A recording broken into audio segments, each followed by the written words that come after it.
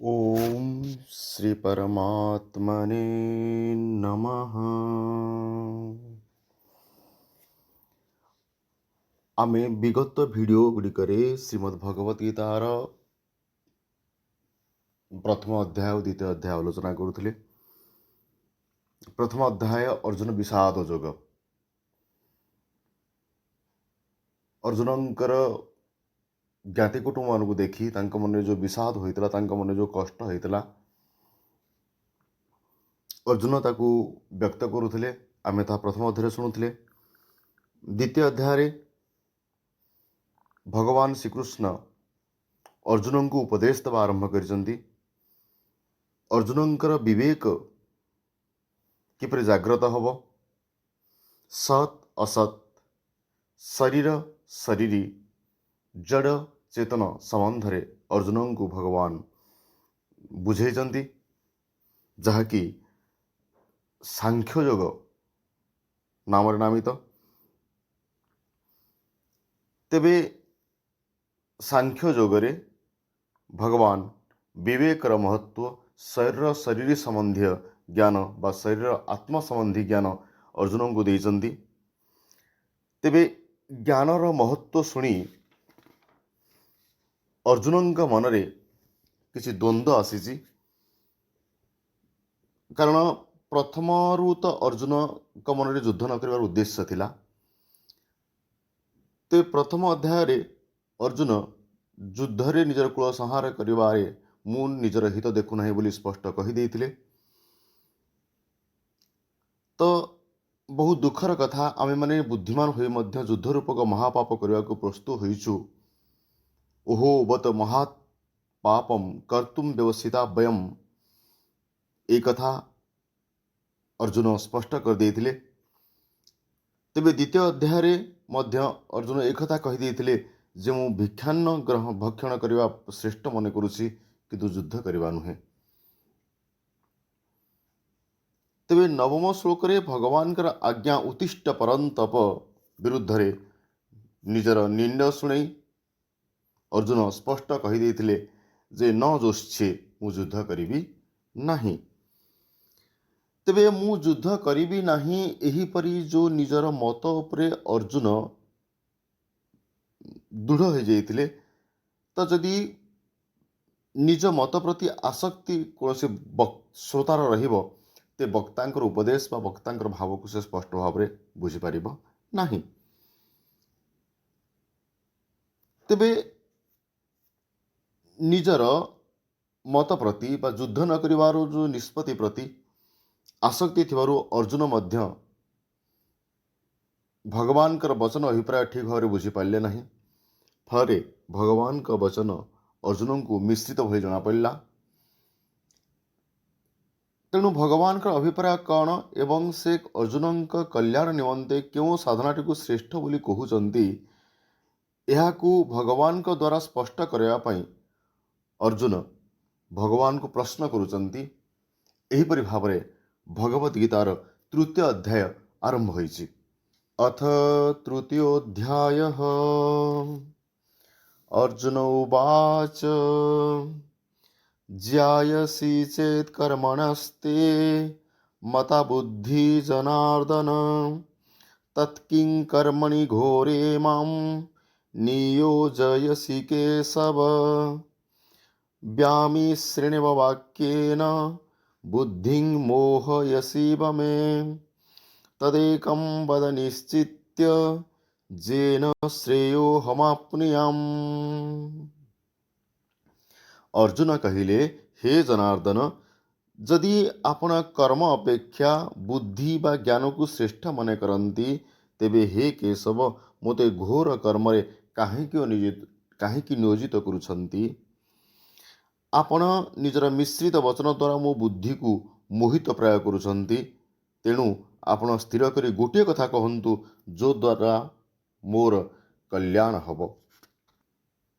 तेबे जो व्यामिश्रेण वाक्येन मिश्रित वचन द्वारा मोर बुद्धि भ्रमित होउछि अर्जुन एठी कहिचंती।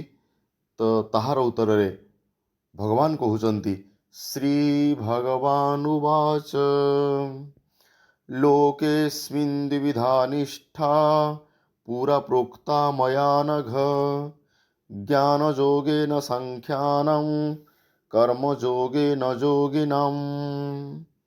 श्री भगवान कहिले, हे निष्पाप अर्जुन, ଏହି ମନୁଷ୍ୟ ଲୋକରେ ଦୁଇ ପ୍ରକାର ନିଷ୍ଠା ଅଛି ବୋଲି ମୁଁ ପୂର୍ବରୁ କହିସାରିଛି। ତନ୍ମଧ୍ୟରୁ ଜ୍ଞାନୀମାନଙ୍କର ଜ୍ଞାନ ଯୋଗରେ ନିଷ୍ଠା ହୁଏ ଏବଂ ଯୋଗୀମାନଙ୍କର କର୍ମ ଯୋଗରେ ନିଷ୍ଠା ହୁଏ। न कर्मणामनारम्भा नैष्कर्म्यं पुरुषोऽश्नुते न च सन्न्यासनादेव सिद्धिं समधिगच्छति। मनुष्य कर्मारंभ न कले निष्कर्मता अनुभव करे नहीं एवं केवल कर्म त्याग करिदेले सिद्धि प्राप्त हुए नहीं। नहि कश्चित् क्षणमपि जातु तिष्ठत्य कर्मकृत् कार्यते ह्यवसः कर्म सर्व प्रकृतिजै गुणैः।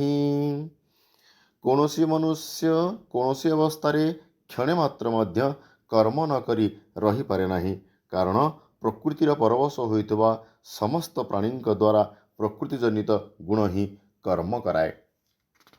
कर्मेन्द्रियाणि संयम्य जास्ते मनसा स्मरन् इंद्रियार्थान् विमूढात्मा मिथ्याचार सौच्यते।